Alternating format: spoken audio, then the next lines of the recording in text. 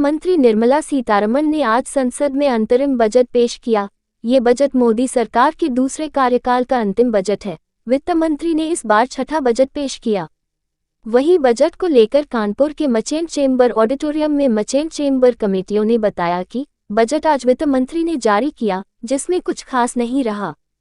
व्यापारी वर्ग के लोगों की माने तो लुभावना बजट रहा है। टैक्स सामान रखा है, बजट में कुछ नया नहीं किया गया है। फाइनल बजट की बात कही गई है, उसी का बाद ही स्पष्ट हो सकेगा कि किस वर्ग के लोगों को कितना लाभ बजट से मिलेगा। कमेटी ने ये भी कहा कि इस बजट में केवल ये बताया गया है कि पिछले 10 सालों में क्या क्या काम हुए हैं और आगे 5 वर्षों का एक मैप दिया है कि क्या क्या करेंगे। फिगर्स इसलिए नहीं दिए क्योंकि इन्होंने एक तरह से पुराने बजट को ही जारी रखा है। बजट की 3 मुख्य बातें दी गई है, जिसमें युवाओं पर, नारी पर, इंफ्रास्ट्रक्चर पर और गरीब व किसानों के ऊपर फोकस करेंगे। इसके साथ ही इकोनॉमिक डेवलबिलिटी, इकोनॉमिक डिसिप्लिन लाएंगे। Bite Rajeev Mehrotra, director law committee. Bite Sushil Sharma, chairman industry committee. Bite Mukul Tandon, पूर्व अध्यक्ष मचेन चेंबर। देखिए, ये जैसा कि हमारे राजीव मेहरोत्रा जी ने बताया कि ये इंटरिम बजट था, वोट ऑन अकाउंट था। इसमें बहुत ज़्यादा आशाएं आम जनता को या इंडस्ट्री को या ट्रेड को नहीं थी कि बहुत ज़्यादा कुछ हम लोगों को बेनिफिट मिलेगा। इसमें नॉर्मली गवर्नमेंट ने अपना परफॉर्मेंस रिपोर्ट दी है पिछले 5 साल की, और आगे के लिए फंड्स एलोकेशन के लिए बात की है, और अपना विज़न बताया है कि हम जो भी आगे करेंगे गरीब, महिला, युवा और अन्नदाता के ध्यान में रखते हुए अपनी आगे की स्कीम्स लाएंगे। उसमें उन्होंने कुछ चीज़ें जो हाईलाइट की हैं कि 2 करोड़ मकान वो अगले 5 सालों में बनाएंगे गरीब लोगों के लिए, और मेडिकल कॉलेजेस कई बनाएंगे। कम्प्रिहेंसिव प्रोग्राम डेयरी फार्मिंग के लिए उन्होंने सामने रखा है। 11,11,000 करोड़ का इंफ्रास्ट्रक्चर के लिए एलोकेशन फंड का। तो मैं बता तो रहा हूँ आपको कि जब 11,11,000 करोड़ उन्होंने इंफ्रास्ट्रक्चर प्रोजेक्ट्स के लिए लिखा है, 2 लाख हाउस बनाएंगे, 3 लाख हाउसेज मिडिल क्लास के लिए बनाएंगे, तो इससे हमारी रियल इस्टेट इंडस्ट्री और ओवरऑल बेसिक इंडस्ट्रीज जितनी हैं वो सब डेवलप होंगी। सीमेंट, आयरन, आपका उससे रिलेटेड जितने, हाँ, ग्रीन एनर्जी के ऊपर इन्होंने बहुत बड़ा काम कर रहे हैं। ग्रीन एनर्जी में इन्होंने बताया है कि हम फ्री पावर देंगे और 1 करोड़ हाउसेस को हम फ्री सोलर वो देंगे यूनिट्स, जिसमें 300 यूनिट पर मंथ का उनको फ्री मिलेगा बिजली, 18 होगी। तो ओवरऑल जो ये डेवलपमेंट प्लान्स हैं गवर्नमेंट के, जो विज़न है उसको मद्देनज़र रखते हुए ग्रोथ सबकी होगी। ओवरऑल कोई हम स्पेसिफिक इंडस्ट्री को कहें, इंडस्ट्री ग्रोथ होगी रियल इस्टेट में, ये इंफ्रास्ट्रक्चर प्रोजेक्ट्स में, और बाकी इन जनरल ग्रोथ होगी। फिस्कल डेफिसिट कम की है, 5.1% पे लाने की बात है 5.8 से, तो इससे फ़र्क पड़ेगा। प्लस जो अपनी जीडीपी है 7% की एक्सपेक्टेड, उससे इंडस्ट्री के ऊपर इम्पैक्ट आएगा। तो ओवरऑल इंडस्ट्री के लिए ठीक है, निगेटिव कुछ नहीं है इसमें। एमएसएमई क्षेत्र के लिए या किसी भी उद्योग के लिए बजट में, चूंकि इंटरिम बजट है, कोई ना निगेटिव है ना पॉजिटिव है, लेकिन फिर भी उम्मीद तो नहीं थी, लेकिन हम लोग अपेक्षाएं कर रहे थे, विशेषकर एमएसएमई उद्योग, चूँकि देश का 90% से ज़्यादा उद्योग जो है एमएसएमई को ही से ही आता है। और कानपुर उत्तर प्रदेश में देखा जाए, कानपुर की तो रीढ़ की हड्डी है एमएसएमई।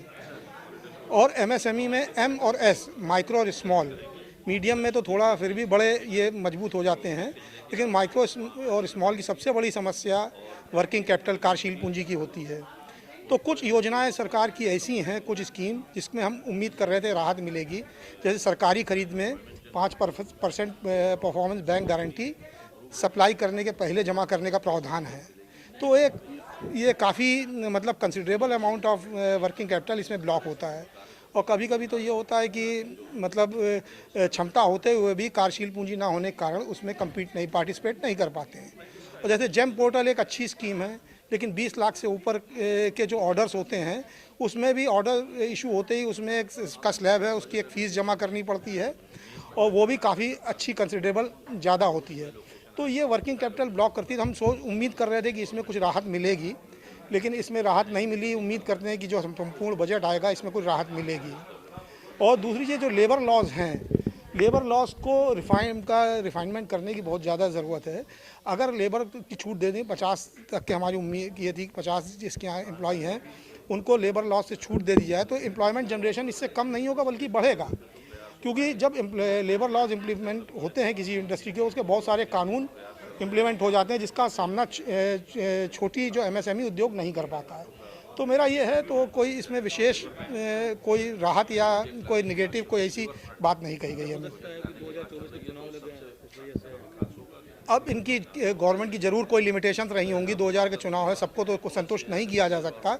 एक प्रकार से इन्होंने अपना अनुदान पास कराया है जिससे कि जो पूर्ण बजट आएगा उसमें उम्मीद करते हैं कुछ ना कुछ राहत जरूर मिलेगी। और सरकार, जैसे वित्त मंत्री ने इशारा भी किया, एमएसएमई को इतनी इस योग्य बनाना है कि अंतर्राष्ट्रीय प्रतिस्पर्धा का सामना कर सके, तो मंशा तो ठीक ही लगती है, लेकिन उम्मीद करते हैं आगे हम लोग को कुछ इसमें ज़रूर राहत मिलेगी। हम लोग संघर्ष कर रहे हैं। Sushil Sharma, chairman industry committee, merchant chamber.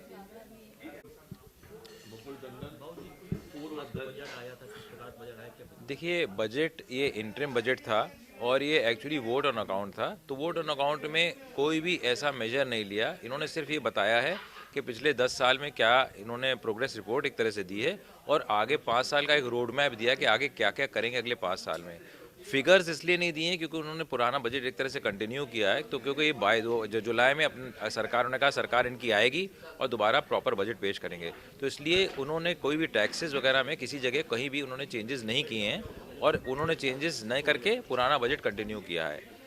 उन्होंने रोड मैप थोड़ा सा, इससे आइडिया होता है कि आगे क्या प्रोग्रेस होगा, बिकॉज डेवलपमेंट चल ही रहा है और रोड मैप चल रहा है। तो जैसे इंफ्रास्ट्रक्चर में उन्होंने कहा कि हम 11% की वृद्धि करेंगे, साथ साथ मकानों के 2 करोड़ मकान नए बनाएंगे, या एक अच्छा जो इन्होंने किया है फिजिकल डेफिसिट, जो कह रहे हैं कि इन्होंने ये प्रॉमिस किया था कि फिजिकल डेफिसिट पिछले अगले सालों में 4% तक ले आएंगे। तो पिछले साल 5.9% था, इस बार 5.1% है और आगे आगे 4% आएगा। तो ये कम से कम इकोनॉमिक पॉइंट ऑफ व्यू से अच्छा है क्योंकि ये इकोनॉमिक स्टेबिलिटी लाएगा। फिजिकल डेफिसिट जैसे जैसे कम होता है, ऐसे गवर्नमेंट की बोरोइंग कम होती है, गवर्नमेंट की इंटरेस्ट कॉस्ट कम होती है। तो जो गवर्नमेंट को रेवेन्यू से पैसा बचता है, वो जो इंटरेस्ट कॉस्ट कम होती है वो डेवलपमेंट में खर्चा होता है। देखिए, बजट की मुख्य 3 बातें तो ये हैं कि एक तो इन्होंने कहा है, जोर दिया है कि युवा पे, नारी पे और इंफ्रास्ट्रक्चर के ऊपर ये करेंगे फोकस। साथ साथ 3 बातें ये हैं कि और किसान के ऊपर हाँ, गरीब और किसान के ऊपर। और जो इन्होंने किया है कि हाँ, इकोनॉमिक स्टेबिलिटी और इकोनॉमिक डिसिप्लिन लाने का जो उन्होंने किया है कि हाँ, इकोनॉमिक स्टेबिलिटी और डिसिप्लिन लाएंगे।